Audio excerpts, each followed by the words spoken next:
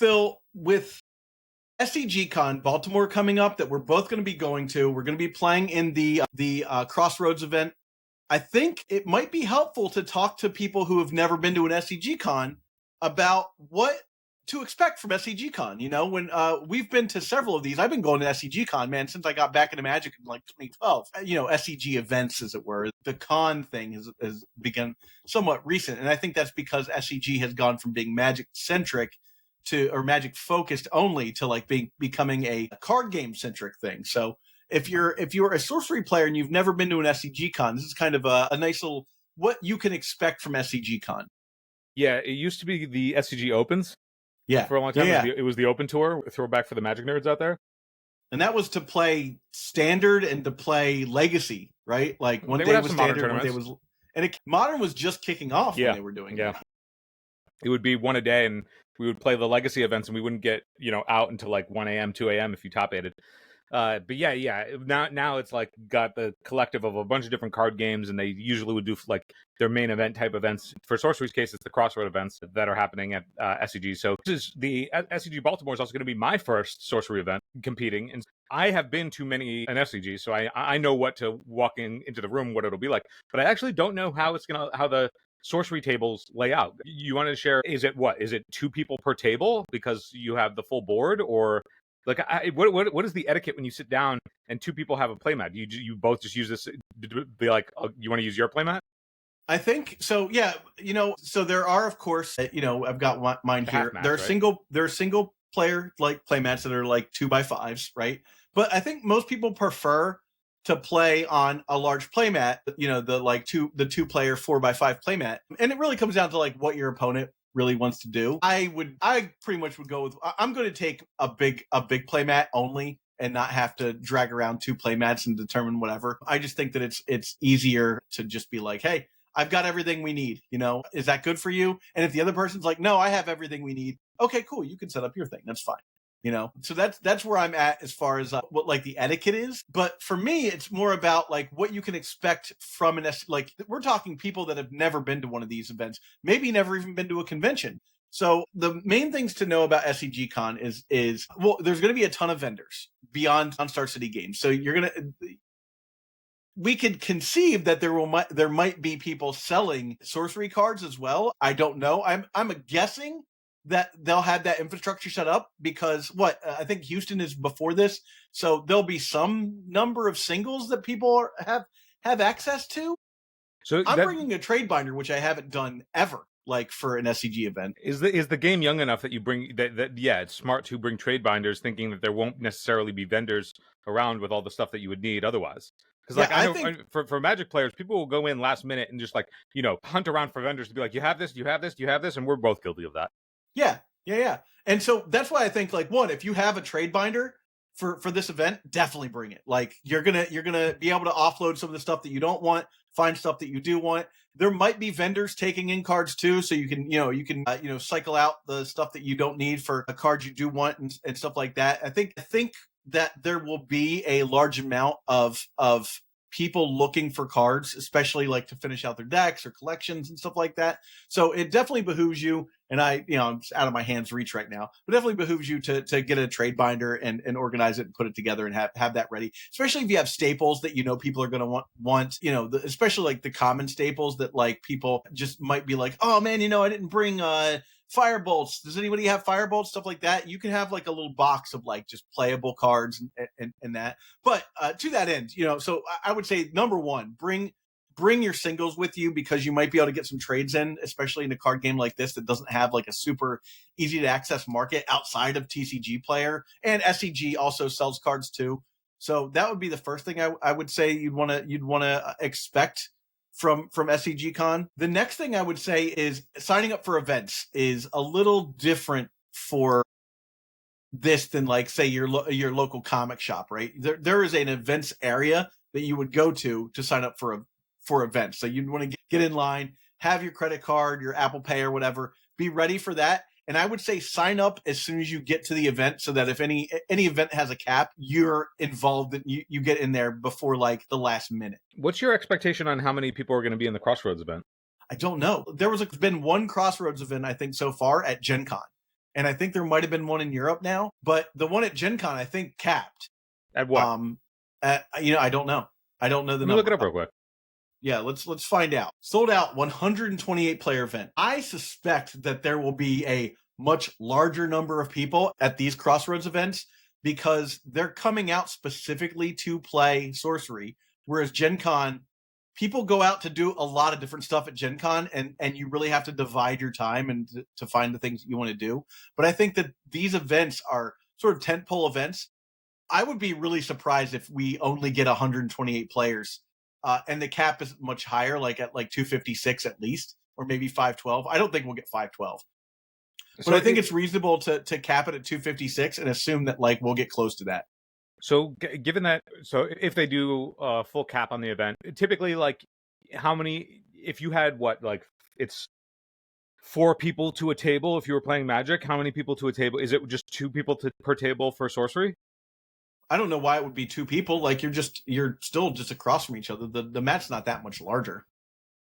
Yeah. And for what do you expect the meta game to look like? We have our breakdowns of a couple of different archetypes, and we'll have more in the future. But what do you expect at this point in the game? Because like this is before Gothic comes out, right? Yeah, this will be before. Well, assuming we don't know. We haven't gotten a timing for Gothic. That's a whole other episode, right? But we can assume that Gothic will have not come out by the time that that the Crossroads for Baltimore happens, and there might be some spoilers, stuff like that happen around that time. But I would say the metagame will look pretty similar to what it is now, obviously. But I think you'll see that there will be a lot of people playing on a more casual level coming in to compete. You won't get the same, like we're grinders. Phil and I are grinders. Like we grind competitive Magic events. We're going to probably be grinders in Sorcery, right? We're going to be playing Sorcery competitively. But I think there will be a lot of people that will be relatively casual because that is sort of the target audience for other card games, is to play relatively casually, to collect, to have a fun time with your friends, that will come to this event because there are promos and stuff to win. So I think you'll see a lot of like tier 2, tier 3 decks. And then you'll see the tier 1 deck. You'll see Steam Druid, you'll see Archimago, but you'll see like Wave Shaper, you'll see maybe a Spark Mage deck, or like a Death Speaker deck or something like that will sneak into later rounds undefeated, just because I think that the overall, like the larger you go in an event like this, the softer the tournament will be initially, and then you'll get to a point where it's just spikes near the end of the tournament. And that's the case with most Magic events. But I think with most Magic events, people that sign up for a competitive event, they have a lot of options, right? You have a lot of options for things that you can do outside of Magic. To be like in Magic, outside of competitive events, you have a lot of things that you can do. You can play Commander, you can play this, you can just hang out with your friends and play. I think for Sorcery, people will focus on this event as the only thing that they can really do, and they'll come in to just do this event.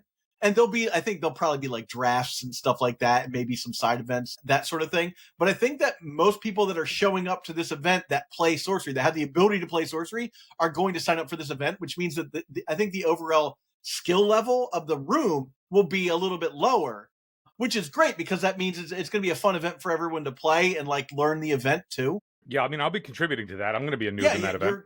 You've played what, like 4 games, 4 or 5 exactly games? Maybe? The number of in paper. Like we've talked about it a lot, and I've looked at the cards and stuff. But in terms of actually playing the game against another living human, like the games that we've played are the only ones that I've actually literally physically played. So this will be your next game. Will be your 3rd game, I think. Yeah, yeah, with a whole new deck. Like I'm really going to be leaning on just like the heuristics that you learn from other card games like Magic to like help piece together like how things are supposed to operate, since like there's clearly influence there.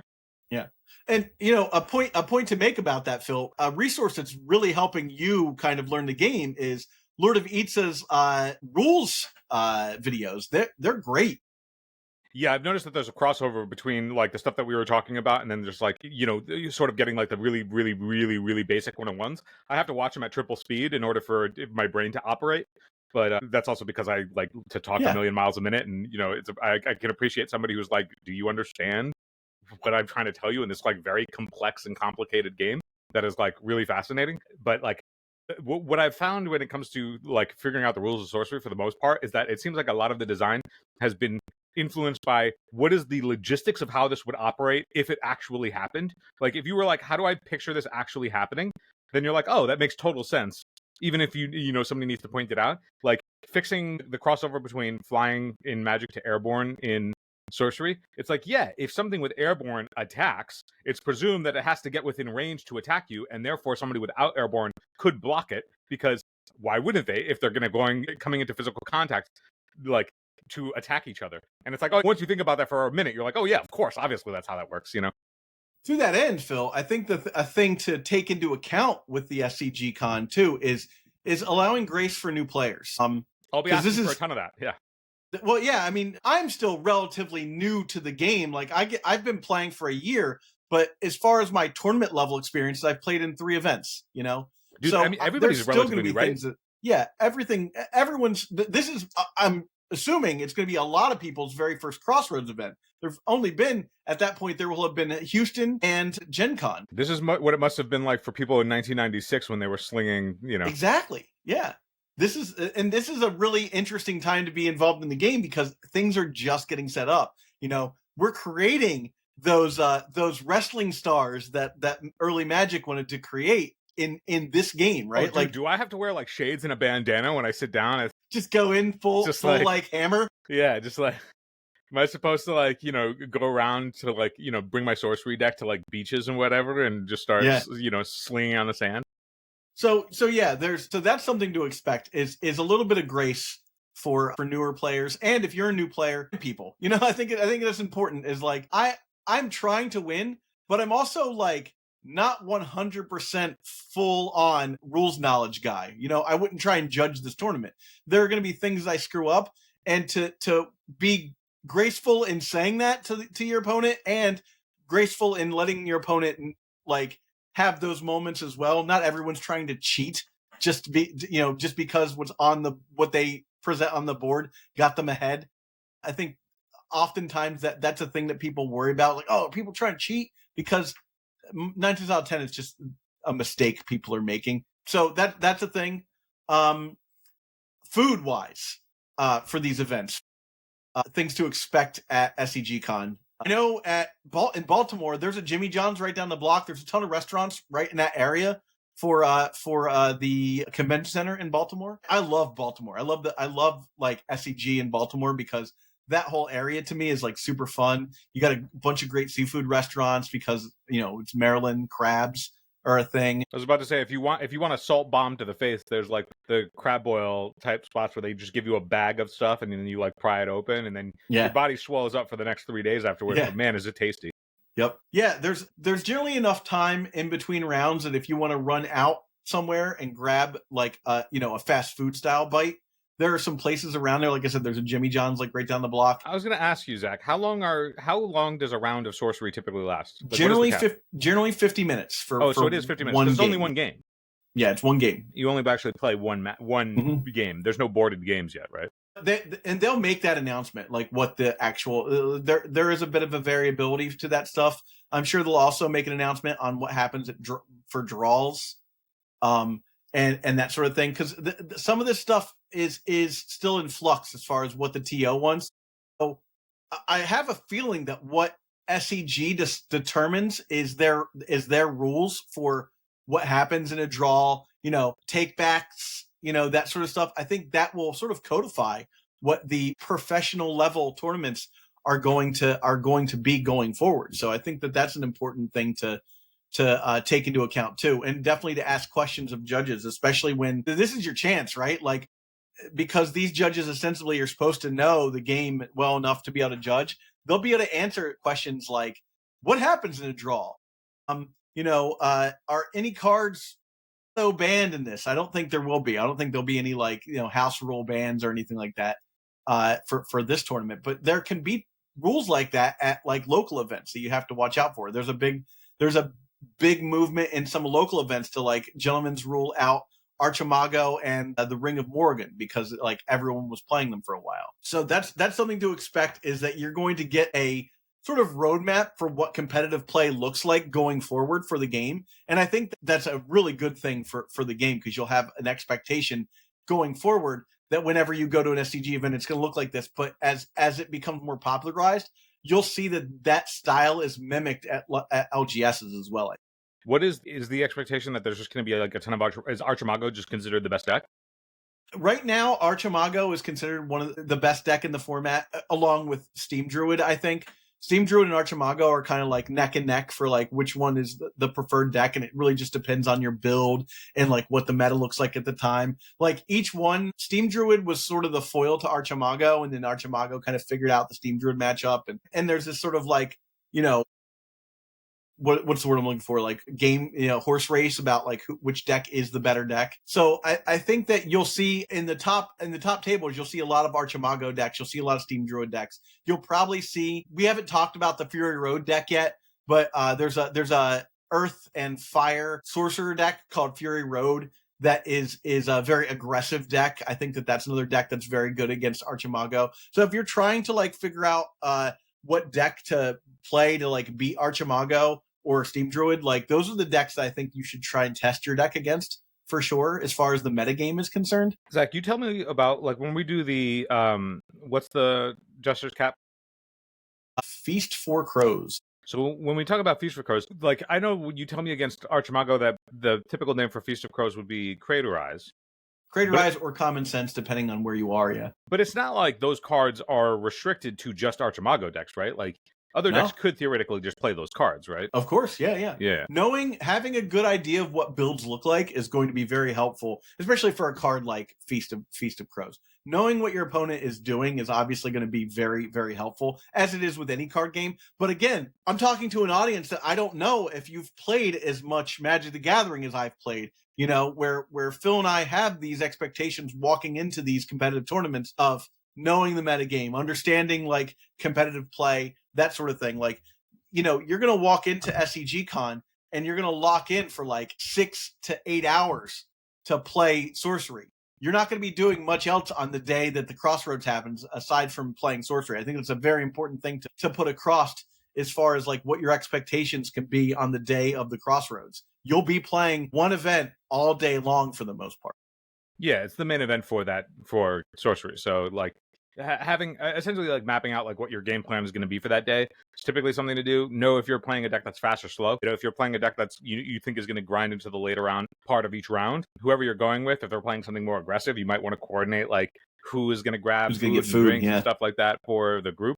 If you're going with a group, and if you're not, like think about like how you want to navigate essentially just like your day existing as a person at the event, because it's going to be an early start and a late finish.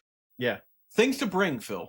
Let's talk about things to bring, because a good deck. I think well, bring your deck, of course. Well, obviously. good deck. Bring a good deck. Bring a good deck, right? I don't know what that's like.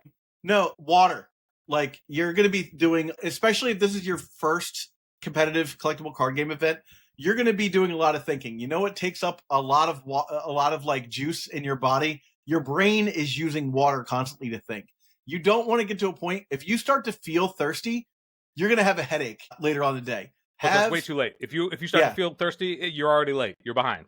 Listen to this guy. He knows about the workout routine type of stuff. Like once your body starts to feel a thing, you're going to be in trouble. Bring. Yeah. When your body has to signal something to you, for the most part, you're behind on like whatever it is that you need. So if you're like, oh man, I'm parched, like you're well behind. You should have like been solving that ahead of time. You got to get ahead. And that's going to suck for you later on in the day, especially if you're doing well when you have a headache and you're trying to play this game at the same time. Hydrate for sure. Have little snacks. You know, go to Walmart, go to this grocery store, or whatever. Get some Cliff Bars, that sort of thing, because you might not be able to get out to go grab food in between rounds. You might be hungry, and you don't want to be in a situation again where you have a headache because you haven't eaten, you haven't been thinking about this stuff. You know, it comes into a really important round, and you lose because you're not thinking about the game. Your mind is in another place because you're hungry or you're thirsty. You know, have some extra snacks on you, and like Phil said, have a plan. At a certain round, you'll want to make sure that you have gotten food by the time that round like ends. So if you haven't, that's the time to tap a friend and be like, hey man, can you like go grab me something from Jimmy John's or something, you know, something like that. Like just be, or if you see somebody that you know leaving, you're like, hey, are you going to get food? Can you snag me something? I'll Venmo you. Just have that in place. Phil, I think another thing that's important is you're going to want to have dice. You're going to want to have peripherals for the game that you normally wouldn't think about. You're going to want to have something to write down your life total on. That's an important part of competitive card game play, is not just having a die that has your life total on it because of that rolls. What was your life total? You're going to want to have something written down with your life total and markers like dice, stuff like that, to mark what's going on the board. I need them for wildfire. Sometimes you have counters that represent other things. Bring your tokens too. Your foot soldier tokens. If your deck creates tokens, bring tokens. What is the how many of, like, you say bring dice for somebody new to sorcery? How many dice would you recommend having in a dice bag? I like those like 12 dice like little cases. Those things where it's got like 12 6-siders. I would suggest bring like a couple of 20-siders. Because there are times when you have to roll randomly to see where something goes on the board. It's a 20-space board. They're numbered. You're like, oh, that goes to space 7. Okay, cool. So this is a learning experience for me. The on the 20 square grid, the squares have numbers on them? Yeah, the squares do have numbers on them. Break that down for me real quick. What's that? Break that down for me real quick. Just 1, 2, 3, 4, 5, 6, 7, 8, 9, 10, 11, 12, like starting from the top left? It depends on you can either, like, on the board that I'm looking at right now, mine doesn't have it. So you would say 1 to 20, right? 1, 6, 15. You're saying like that the player, because it says to a random square, you're just like, in order to determine a random square, you just are arbitrarily giving. Yeah, but you're arbitrarily giving those numbers. It's not part of the design of the gameplay that these boxes numbers. The game board does have, so if you have like the one that I gave you, the 2-player one, that has 1 through 20 written on each spot. Yeah, but there aren't cards in the game that are like, move to space 6. Yeah, there's none of that, right? No, nothing like that. No, okay. There are cards that go directly to corners, or that say you can only go to a space next to that sort of thing. Yeah, but no. So bring a couple of 20-siders with you. Bring a lot of 6-siders. You'll need those for marking spaces and doing stuff like that. You just don't want to be in a situation where you're like constantly borrowing dice from people and stuff like that, or like you have to buy them. Don't buy dice at SCGCon. Bring your own dice. They're so much more expensive when you're buying them at like an LGS in a non-LGS situation. So have that stuff ready. Have tokens ready for you if you want to be representing like your foot soldier tokens or your frog tokens, burn tokens on the board. Make sure that that's already something that you are aware of, that your deck deals with, and having them ready for your opponent. It's one less step in having that guy ask people, hey, does anybody have it? That you're like, no, that's no problem. I've got all the tokens you need right here. Zach, are there any cards in this game that make angels? There are not. There is a card that is close to an angel, but I don't think there are any actual angel cards. There's a card called Withering Hero. That it might actually say it's an angel, but I don't remember, actually. Let me look off the top of my head real fast. Go to Curiosa real fast and find out. I'm just gonna do the quick math here and see if that's a card that actually is a thing or not. So it's funny. I'm seeing you go to Curiosa and there are 649 results when you go to cards. So that's the entire game, right? Yes. Let's see here. It is Unique Angel. It is an angel. What's it called? It's called Unique Angel. Withering Hero is a 4 and 2 air threshold, 4 power minion, and it has airborne, obviously. Whenever a weaker allied minion here is attacked, you may return it to its owner's hand. Like a savior. A little savior, a little 4/4 savior flyer. Angel. Yeah. But yeah, so Phil, can you think of anything else that people ought to know for SCGCon? Obviously, if you play other card games, there's going to be a ton of other card games there. Side events are a thing, of course. I don't know what the side event situation is going to look like. Apparently, there's like a pre-con side event, whatever that means. But there might be drafts and stuff like that. There may be like Sorcery, which is the only extraordinary and ordinary cards. So maybe build a fun Sorcery deck. There might be like a side event like that you could do on the cheap. But for the main event, sign up early. Sign up before you get to the event is my advice to you. And then beyond that, just be prepared for the day. Have your water, have your food. Make sure that you've got all your peripherals for gameplay on you. Have a playmat ready, that sort of stuff, so that you're not wandering around looking for stuff in the middle of a match, because that's the worst. Bring extra pens. I always pack like 4 or 5 extra pens on me because I lose pens in between every round. That's just who I am. Yeah, just had like the basic fundamentals. Yeah. So yeah, that's anything else you can think of off the top of your head? No, I'm going to go in and hope I don't make an absolute fool of myself on the day. And that's it. All right. Well, hopefully this has been helpful to you. If you like videos like this, please remember to like the video and subscribe to the channel. Comment below if this was helpful to you, or comment other ideas you have as far as things to expect at SCGCon. I'm excited to see a lot of you there. Please introduce yourself to Phil and I. We love that. And this has been the Common Sense Sorcery Podcast. Thanks for watching.